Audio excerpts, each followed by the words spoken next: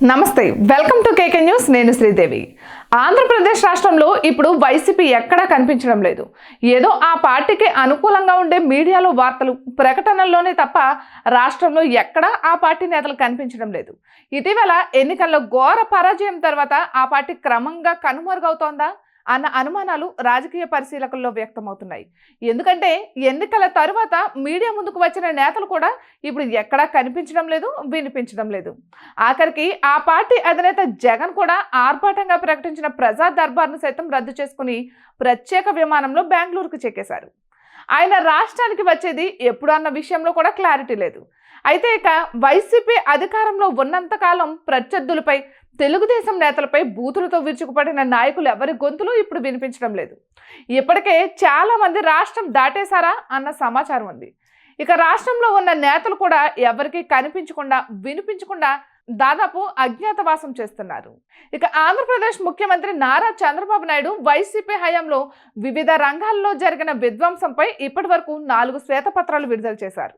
ఆ శ్వేతపత్రాలలో వైసీపీ అరాచక పాలన కారణంగా రాష్ట్రానికి జరిగిన భారీ నష్టం వెలుగులోకి వస్తుంది. అంచనాలకు మించి వైసీపీ సర్కార్లు, నేతల రాష్ట్ర సంపదను కొల్లగొట్టారని తేటతెల్లమవుతుంది. ఇక అమరావతి, పోలవరం, విద్యుత్, సహజ సంపద దోపిడీపై చంద్రబాబు విడుదల చేసిన శ్వేతపత్రాల ద్వారా సంచలన విషయాలు వెలుగులోకి వచ్చాయి. ఇక వైసీపీ అధ్వాన పాలన, దోపిడీపై దేశవ్యాప్తంగా చర్చ జరుగుతోంది.